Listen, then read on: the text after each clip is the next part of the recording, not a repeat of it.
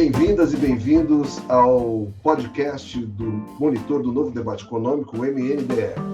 O MNDE foi criado com a ideia de promover o debate acerca das novas maneiras de se pensar a economia que hoje circulam na esfera pública, no nosso país e no mundo. Acessem o site novodebateeconômico.org.br.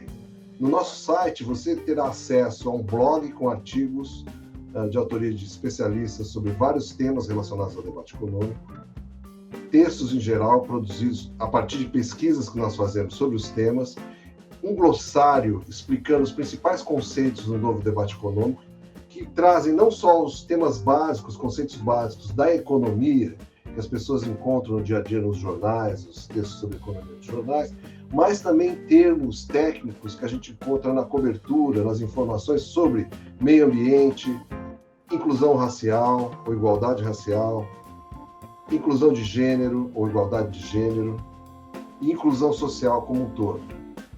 E além disso, no nosso site você encontra para ouvir os podcasts, a série de podcasts do MNDE e as lives do MNDE. Então convido todos a visitar o site, novamente, Novo Debate Econômico, tudo junto.org.br.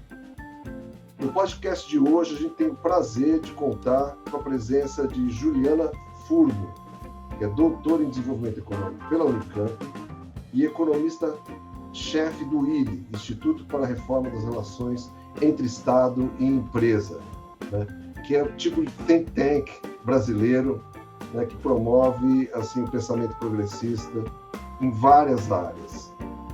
Bom, bem-vinda, Juliana. Nós vamos contar hoje no podcast também com a participação do Luciano Alencar, que é um pesquisador do Monitor do Novo Debate Econômico, e do André Madruga, que é responsável pela edição técnica desse podcast.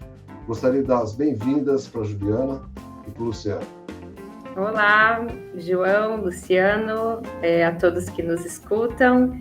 Muito obrigada pelo convite, espero que a gente faça um bom debate. Olá, João, Juliana, quem nos ouve, vamos ao debate. Legal. Então, eu tenho aqui alguns comentários, questões, Juliana, que eu queria começar. Vou fazer a primeira delas. É o seguinte: a gente tem notado ultimamente no Brasil um aumento da inflação, não é? Isso mostra, por exemplo, no índice de PCA, mês após mês, no acumulado de 12 meses. Só no acumulado de 12 meses a gente tem um índice de 9,7%. E, para piorar as coisas, esse índice se reflete demais nos preços dos alimentos e dos combustíveis, que a gente sabe que são fundamentais para a atividade econômica, particularmente das pessoas de menor renda, né, que dependem muito desses itens no consumo. Eu gostaria de perguntar para você como você analisa as causas da inflação brasileira atual. E, na sequência, assim, queria que você comentasse, do ponto de vista da política do governo em relação a essa inflação, inclusive no que tange a estratégia cambial, que agora entrou muito em voga com a divulgação das contas do exterior do Paulo Guedes e do presidente do Banco Central, porque isso chama atenção para a questão cambial, para um outro lado, né? Mas, obviamente, a gente sabe que a questão cambial também tem impacto sobre a inflação, no que toca também a questão da energia, dos alimentos, ou seja, e por fim, assim, por que essa inflação atinge tanto a classe trabalhadora? Vamos lá, um tema importante, né? Eu diria que é o tema mais importante no debate econômico atualmente, que, né, mais aflige a equipe econômica e também a sociedade brasileira como um todo, principalmente, como você fez o recorte, os mais pobres. Antes de comentar sobre as causas da inflação e também as consequências da inflação sobre a atividade econômica, a distribuição de renda e outras variáveis macroeconômicas, talvez seja importante a gente fazer um debate conceitual brevemente, né? Ainda que a inflação seja um conceito que eu poderia dizer bastante consensual entre os economistas, né? Basicamente, a inflação é um fenômeno que diz respeito a um aumento contínuo e generalizado do nível de preços numa sociedade. As causas da inflação são bastante divergentes a depender da perspectiva teórica que se adota, né? Deveria depender muito mais da perspectiva empírica, mas aqui a variável ideológica concorre muito para explicar e para reproduzir essa divergência? Veja, é muito comum, principalmente quem é economista, fez graduação em economia e estudou a partir de manuais de economia, a identificação de que a inflação é um fenômeno essencialmente monetário, né, e está ligado com o aumento da quantidade de dinheiro em circulação.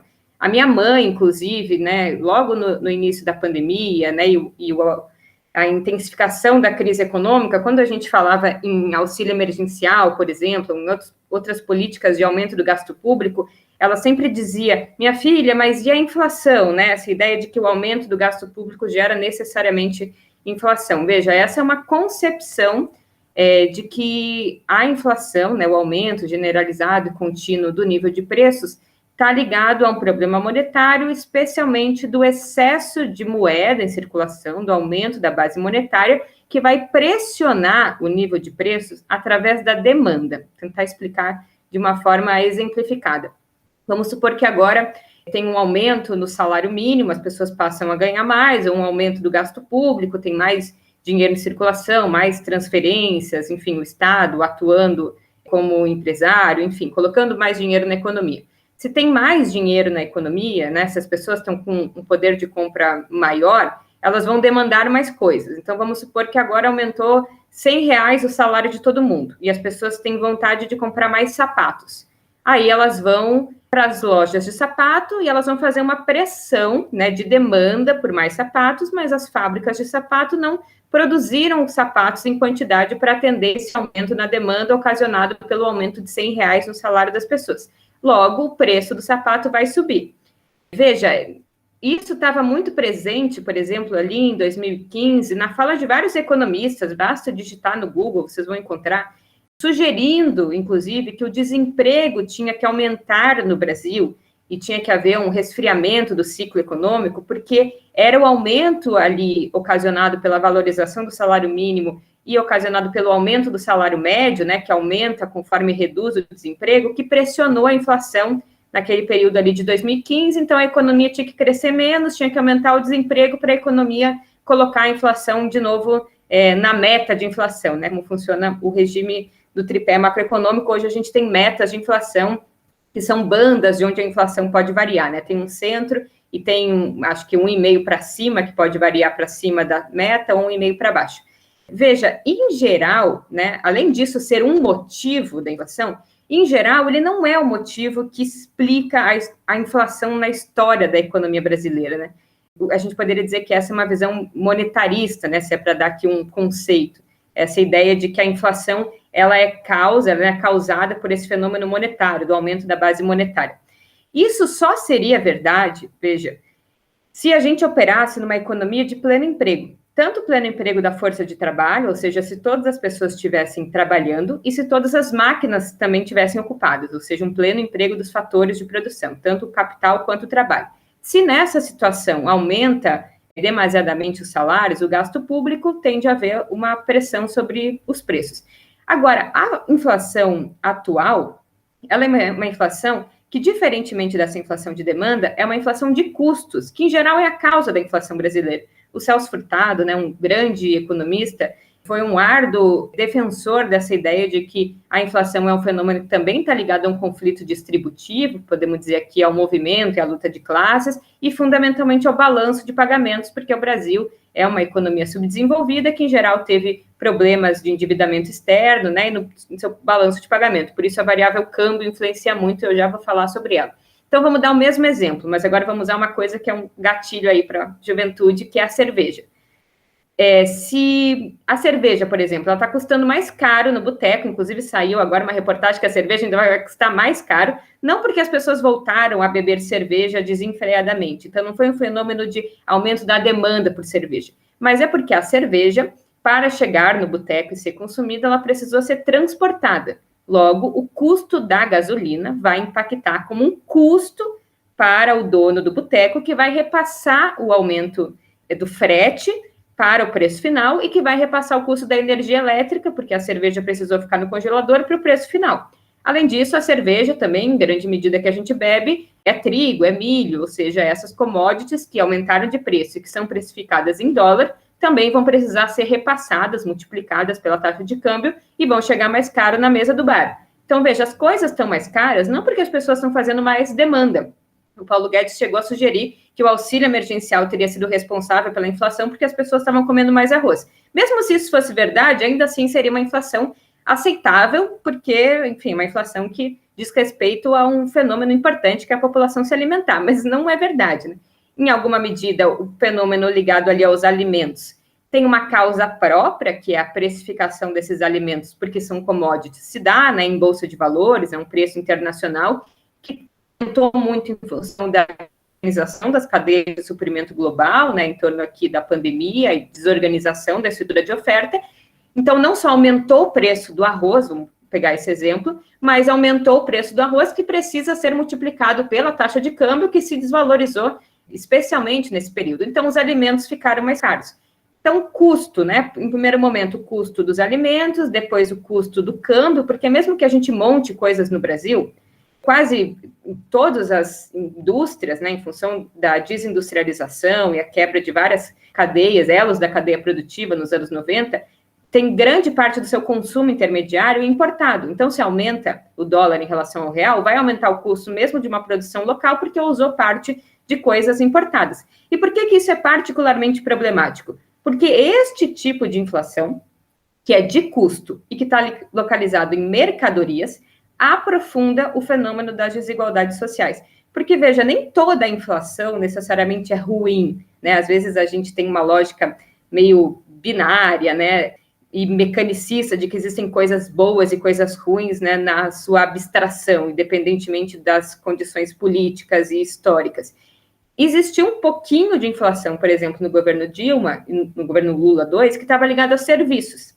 Essa inflação ligada a serviços, principalmente de serviços de setores de baixa qualificação, por exemplo, empregada doméstica, pedreiro, manicure, pedicure, era uma inflação de alguma medida que redistribui a renda, porque quem mais consome esses serviços é a classe média alta, e quem mais presta esses serviços são os mais pobres. Agora, esta inflação, pelo contrário, ela penaliza mais os mais pobres, porque proporcionalmente à renda, né, os mais pobres gastam uma maior parte da sua renda para adquirir bens e não serviços. Né? Quanto mais aumenta a nossa renda, mais a gente adquire serviços. E quanto menor a nossa renda, maior a parte da nossa renda que é despendida para bens. Então, os mais pobres já estavam sofrendo, né, porque foram os mais afetados com a própria particularidade sanitária do vírus, né, que afetou no primeiro momento os trabalhadores informais, conta própria, quanto pelo aspecto dessa inflação. Então, a população já estava desempregada, já estava sem renda, os programas de auxílio emergencial acabaram muito antes da pandemia acabar, e ainda foram mais prejudicados, porque a pouca renda que eles ainda tinham precisava ser gasta para adquirir agora menos mercadorias em função do aumento do preço. Já os serviços, até início desse ano, estavam em deflação. Então, os mais ricos não só não sentiram tanto o aumento do preço dos alimentos e das mercadorias, quanto pagavam menos por aquilo que eles já adquiriam. Se a gente for levar em consideração que são os mais pobres, ainda que prestam serviço, eles foram duplamente penalizados.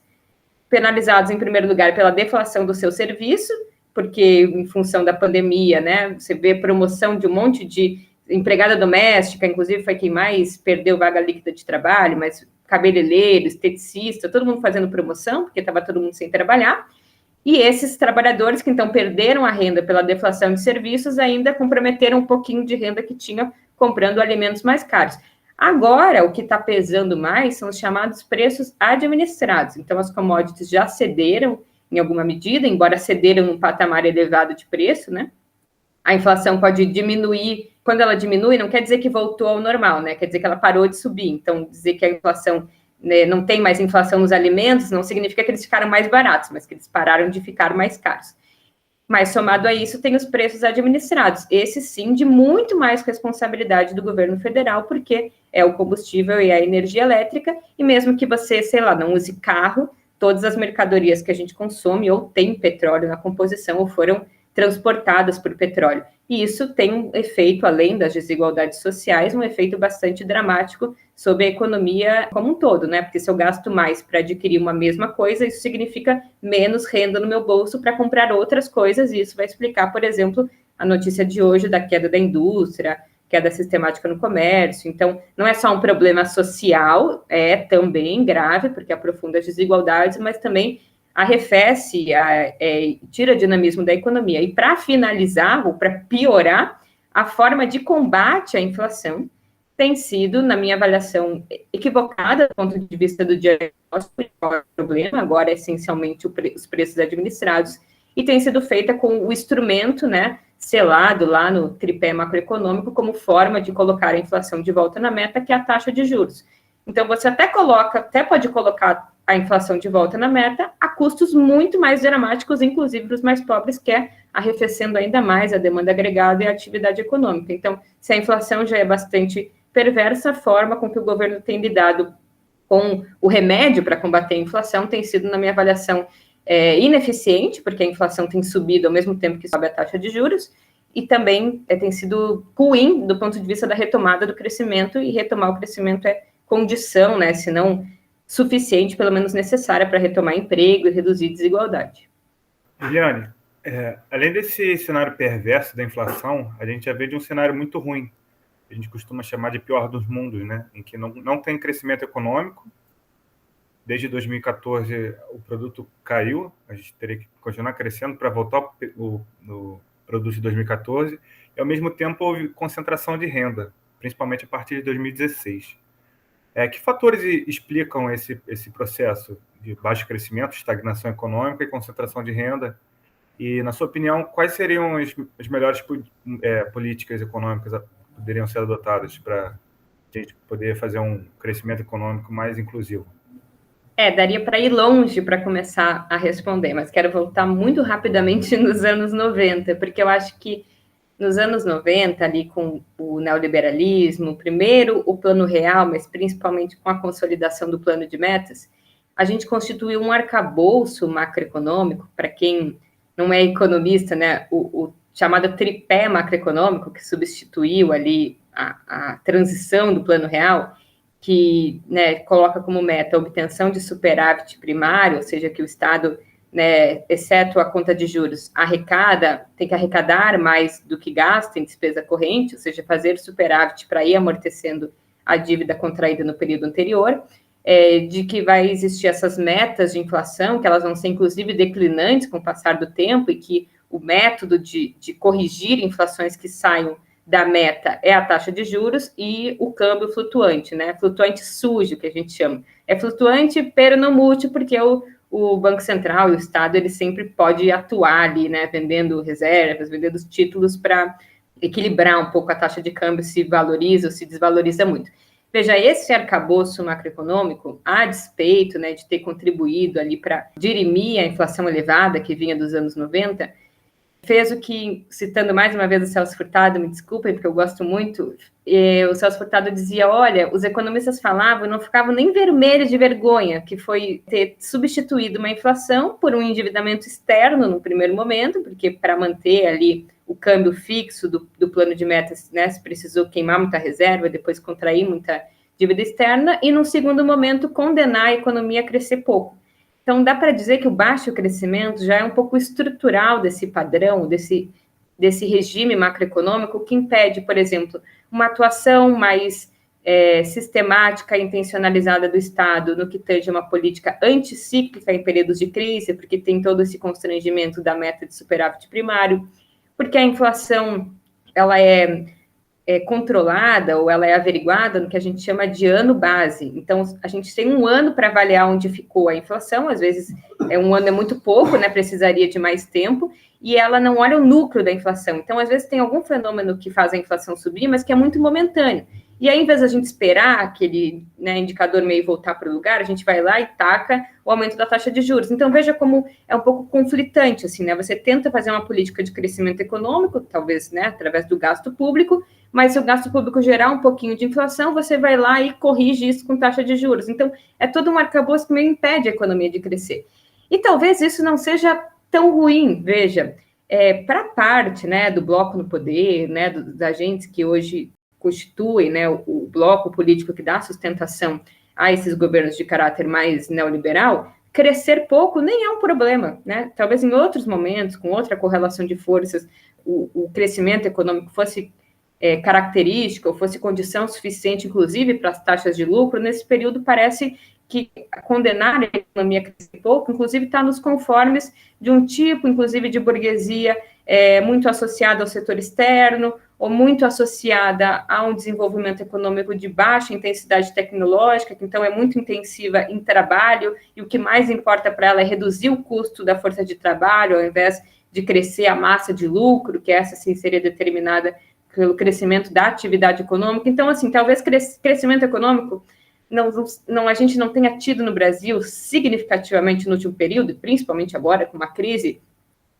por vários mecanismos, mas talvez por pouca vontade política também, assim, acho que esse tema saiu um pouco da pauta. E você bem lembrou, a crise de 2015 e 2016, assim como a inflação, ela também foi identificada, né, suas causas foram identificadas, na minha avaliação, de uma maneira equivocada, né? Se culpou o gasto público e o desequilíbrio fiscal como o elemento que deslanchou a crise, né? Uma crise que começou no desequilíbrio fiscal e aí se generalizou na falta de confiança, e aí a falta de confiança levou a uma retração do investimento, e teve um fenômeno inflacionário ali muito ligado também ao consumo, e para lidar com essa inflação teve um aumento da taxa de juros, que se sustentou também na desconfiança dos agentes da capacidade de solvência do Estado, enfim, toda uma crise que parte do desequilíbrio fiscal. Na minha avaliação, esse diagnóstico está equivocado, né? As causas da crise de 2015 e 2016, na verdade, foram pela retração do gasto público e não pelo excesso de gasto público, porque o que causou o desequilíbrio fiscal não foi o aumento do gasto, que inclusive ele caiu, né, proporcionalmente, ainda que tendo variação positiva anual, caiu proporcionalmente entre 2011 e 2016 do que era em 2007 e 2010, por exemplo, mas o que caiu mais ainda foi a despesa.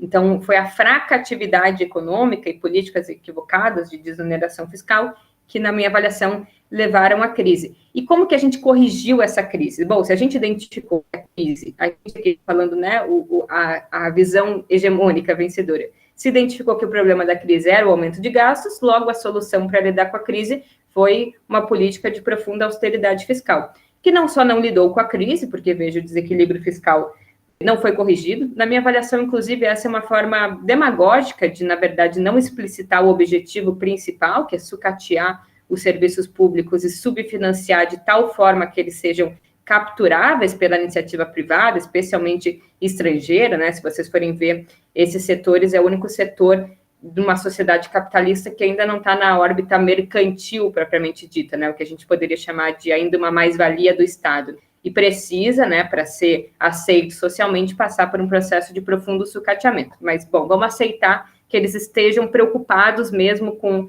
o equilíbrio fiscal. A gente não retomou uma trajetória de sustentabilidade das finanças públicas, muito mais em função da queda do PIB, né? A dívida é uma relação com o PIB, né? Ela pode decrescer em termos nominais, mas se o PIB cai ainda mais, ela aumenta em proporção ao PIB, então, no fim das contas, a relação dívida-PIB aumenta, mesmo cortando gastos, e, por outro lado, ela cumpriu, sim, com esse objetivo de aumentar as desigualdades sociais. Veja, vamos só pegar o exemplo dos bilionários aqui, né, que eu acho que ficou mais exemplificado nesses últimos dias também com a divulgação da última revista Forbes. Eles eram 18 em 2010, eles são 315 em 2021. Eles tiveram um aumento de 40 novas pessoas, né? O maior aumento tinha sido de 18 pessoas entre 2018 e 2019, e entre 2019 e 2020 teve um aumento de 40. 40 pessoas conseguiram se tornar bilionárias num país em que 116 milhões de pessoas vivem em insegurança alimentar e pelo menos metade delas vive uma situação de restrição, né, caracterizada como de fome, num país que é muito produtor de alimentos. E a desigualdade social, ela não atinge todo mundo da mesma forma, quando existe um processo de contração do gasto público e de aumento da desigualdade, porque o gasto social e as transferências de renda é uma renda substantiva das famílias, a população negra, especialmente as mulheres, são ainda mais prejudicadas. Então, uma política universal, que seria cortar gastos, tem ainda a potencialidade de acirrar desigualdades focalizadas, porque atinge sobremaneira os trabalhadores mais pobres e mais precarizados dentro da própria classe trabalhadora. Para isso, precisa de duas coisas, né?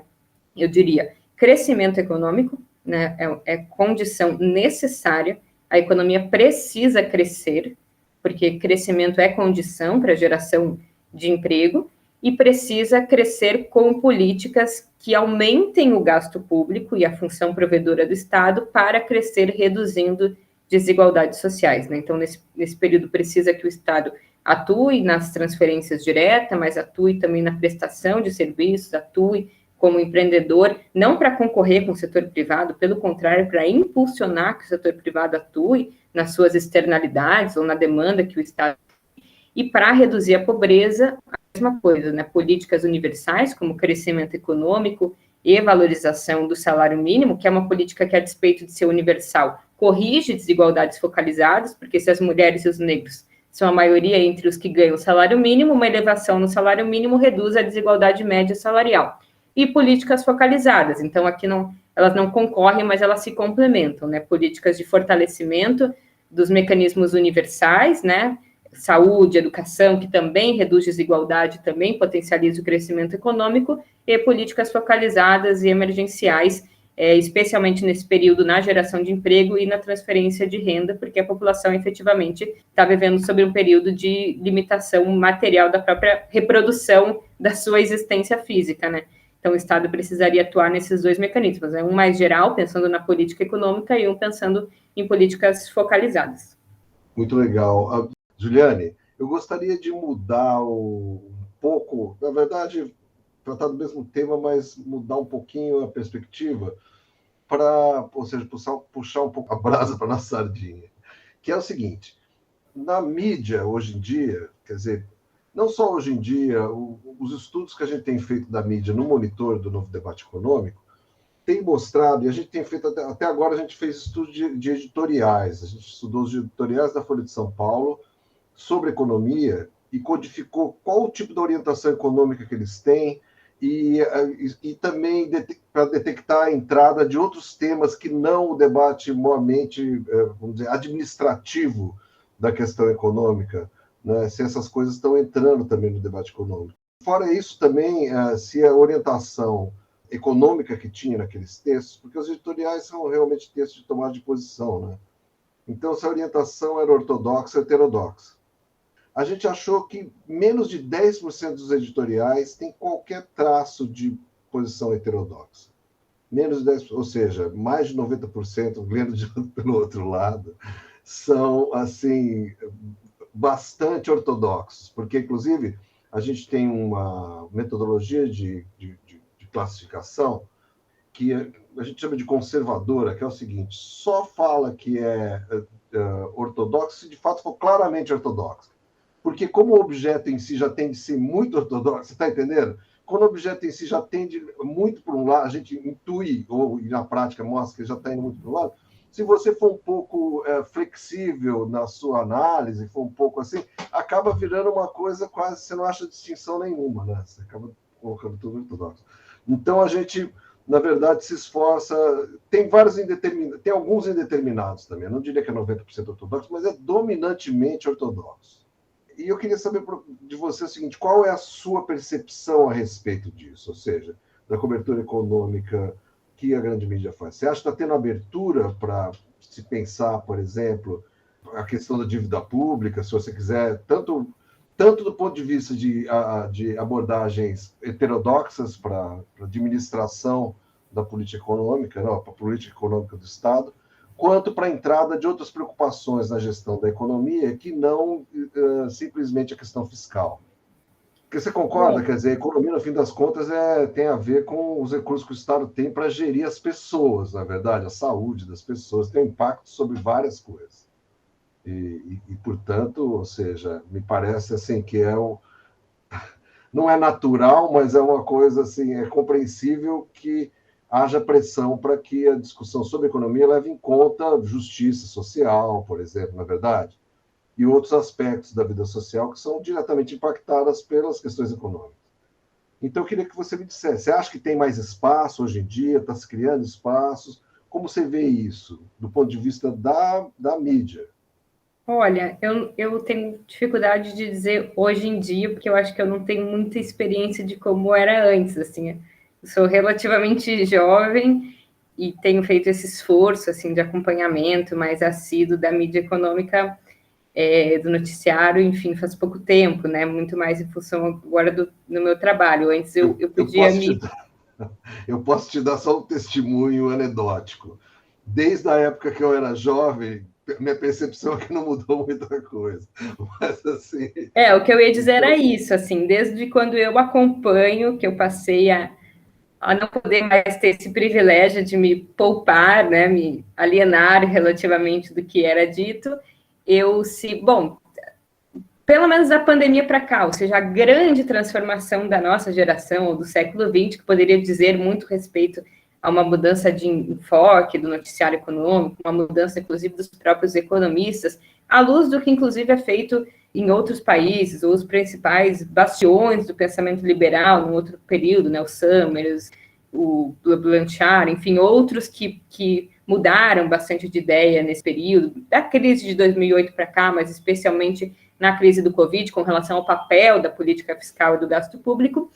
Enfim, veja, mesmo as pautas mais progressistas, ou que fazem coro com coisas que os economistas heterodoxos têm falado há muito tempo, né? Veja, o gasto público, ele passou de ser um vilão para ser o sustentáculo da economia nesse período, né? Nenhum economista na mídia fez a autocrítica do papel condenável que apregou ao gasto público, ou mesmo aquelas relações fantasiosas, anedóticas, de que a economia, de que o Estado brasileiro estava quebrado, não tinha dinheiro, de que era necessário fazer um conjunto de reformas estruturais porque quebrou, não tem de onde tirar. Bom, como que apareceu 600 bilhões para pagar o auxílio emergencial, não só quando o Estado estava quebrado, do ponto de vista de não ter recursos, mas no período da menor arrecadação tributária, porque muitas atividades pararam.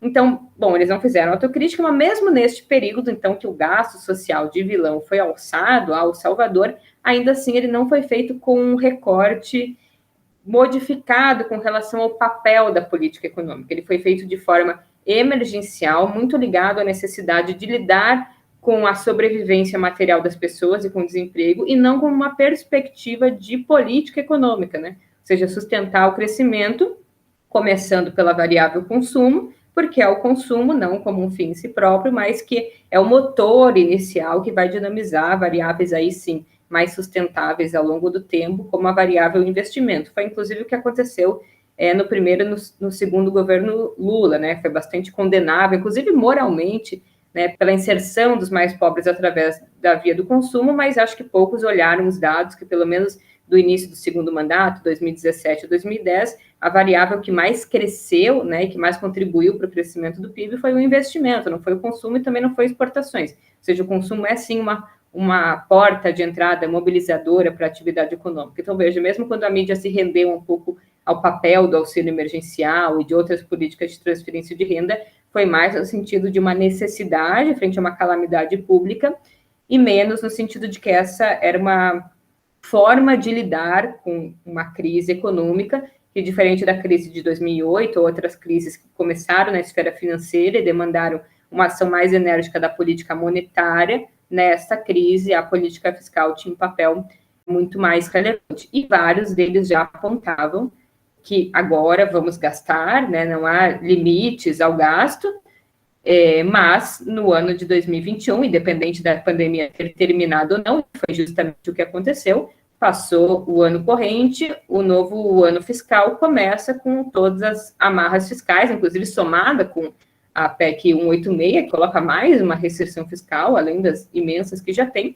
como se a pandemia tivesse acabado e como se os efeitos da pandemia, que são muito mais de longo prazo, tivessem acabado, e sempre com a justificativa do que é um terrorismo fiscal, né, que é essa ideia de que o Estado pode quebrar ou de que o aumento do endividamento público vai gerar desconfiança nos agentes, isso vai gerar fuga de capitais, isso vai gerar queda no investimento e mais problemas para os mais pobres. E é meio triste, eu vou falar do Furtado mais uma vez. Às vezes eu fico vendo uns debates que o Furtado fazia, né, com a geração dele, e eu pensava, não sei se naquela época o pensamento era mais oxigenado, mas era mais... Os debates eram mais inteligentes ou eram mais profundos, assim, eu sinto que a ausência de um contraponto intelectual, então a ausência de economistas heterodoxos sendo ouvidos na mídia, faz com que os economistas mais escutados possam ser acomodados do ponto de vista intelectual mesmo. Pode ser que tenham capacidade, mas não exercitam muito. Então, eles podem dizer um monte de besteira, que como eles não têm um interlocutor que vai, né, o questionar, eles podem fazer um debate meio pobre, assim. Agora mesmo, acabou de sair uma matéria que o racionamento de energia, né, e a possibilidade de apagão pode ser dirimida em 2021, pasmem, se o crescimento econômico for baixo. Então, como resolver o problema elétrico? Não tendo crescimento. E aí, assim, não tem ninguém para colocar uma ressalva e dizer, mas se não tiver crescimento, as pessoas talvez passem fome. Então, não sei, assim, e parece tão isolado das variáveis reais, assim, talvez a vitória, assim, de um pensamento de ciência econômica mesmo, de uma economia, de economistas de planilha que estão fazendo cálculos e estão vendo aonde pode gastar e onde não pode gastar, como se a economia não fosse economia política e como se essas decisões não fossem decisões da sociedade, decisões democráticas, decisões que dizem respeito a um projeto que a gente quer construir, né? Com certeza tem outras soluções para o apagão que não a queda do crescimento, talvez capacidade de aumentar reservatório, não sei, mas eu sei que essa é inadmissível e é incrível que isso está no jornal, assim, como se fosse uma possibilidade razoável. É a velha piada de humor macabro, né? No cemitério não tem inflação, num deserto não tem inflação. Assim, com desemprego também não tem inflação, né? Exato. Bom, você concorda que aqui ad lib um pouco no seu comentário, essa coisa, essa discussão sobre taxa de desemprego natural já ia meio por aí, vai. Já ia, inclusive, essa ideia de você colocar a taxa natural de desemprego no seu lugar era uma forma de equacionar salários e, inclusive, reduzir a inflação. Esse era o debate dos economistas lá em 2015. E você sabe que isso vem dos Estados Unidos, o Banco Central americano trabalhou por muito tempo com essa coisa de taxa de desemprego natural, e aí teve alguns economistas, eu acho que desbancaram isso, mostrando que não tinha nenhuma solidez teórica. Isso era um chute que os caras faziam só para manter vamos dizer, a capacidade de barganha dos trabalhadores para baixo, entendeu? Isso aí vem do Adam Smith, né? Dos preços naturais, mas que está empiricamente ancorado em nada, né? Não funciona, né? Bom, mais algum comentário, Luciano? Você quer adicionar alguma coisa? Que iniciativa e espaços você recomendaria para quem busca ter uma visão menos convencional da realidade econômica? Sites e jornais, enfim, podcasts. Boa, momento merchan aqui. Bom, eu, algum tempo atrás, venho falando sobre economia também em vários lugares, aí ficavam uns amigos meus dizendo assim, Giliane, você fala bem, é didática, enfim, explica a economia para as pessoas que não sabem, e ficaram me incentivando a fazer um canal no YouTube. Aí eu fiz um canal no YouTube, talvez eu cumpra alguma função social lá, mas eu comento notícias econômicas, temas de conjuntura econômica e também debates teóricos, então do curso sobre Marx, enfim, assim, que é a minha praia, né? Minha praia é economia política, eu debato política econômica agora por motivos de trabalho, que é Ju Furno, aí quem quiser procurar no YouTube, mas tem sites muito bons, não sei se ainda funciona o Brasil Debate, é um site de economistas heterodoxos, mas ele ainda existe, talvez não seja muito atualizado, mas tem textos muito bons lá, tem a plataforma de políticas sociais, que é um site muito bacana, o Jornal Brasil de Fato sempre faz matérias muito legais também, ajuda a entender o mundo. Tem o canal também do economista André Roncaglia, que é muito bacana, também trata de economia, ele tem um programa todo domingo, chama Conexão Xangai, e ele e outros economistas também fazem um debate dos principais indicadores da semana, também com irreverência, alegria, porque eu acho que a gente também tem que fazer coisas de forma menos dura, né? Porque de muito dura já basta a vida. Então, uma tentativa também de rir da nossa própria desgraça e fazer disso também um ambiente em que a gente sinta a possibilidade de ser acolhido. Por hora, daria essas indicações. E aí, no meu canal, eu tenho um vídeo que é livros e textos que eu sugiro para quem quer começar a estudar economia e não quer fazer uma faculdade de economia, que são livros introdutórios, assim, tanto alguns mais de caráter de manual, tem um manual de economia marxista, do Alfredo Saad, mas também tem livros um pouco mais aprofundados, do ponto de vista teórico, mas que são introdutórios do ponto de vista conceituais. Aí, enfim, sugiro quem quiser olhar lá e aí fortalecer as nossas mídias independentes. E acho que é isso. Muito legal. Gente, eu gostaria de agradecer muito a presença aqui da Juliane Furno, doutora em Desenvolvimento Econômico pela Unicamp, economista-chefe do INE, do Instituto para a Reforma das Relações entre Estado e Empresa. Muito obrigado, Juliane. Foi um debate muito interessante. Espero que você possa comparecer mais vezes aos nossos podcasts, lives, participar do Monitor, porque esse é o tipo de colaboração que a gente preza muito. Gostaria de agradecer também a participação do Luciano Alencar, que é nosso pesquisador do Monitor, e também ao André Madruga, responsável pela edição dos podcasts do MNDE.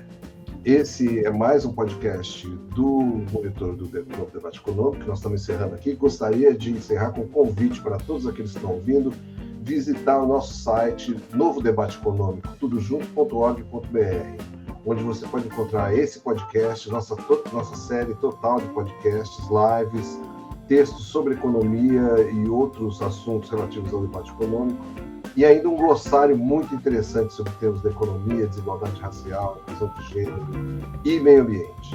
Tá bom? Muito obrigado. Obrigado a todos e a todas. Muito obrigada, gente. Foi uma honra e uma alegria participar com vocês desse espaço. Espero voltar e encontrar vocês em outros debates.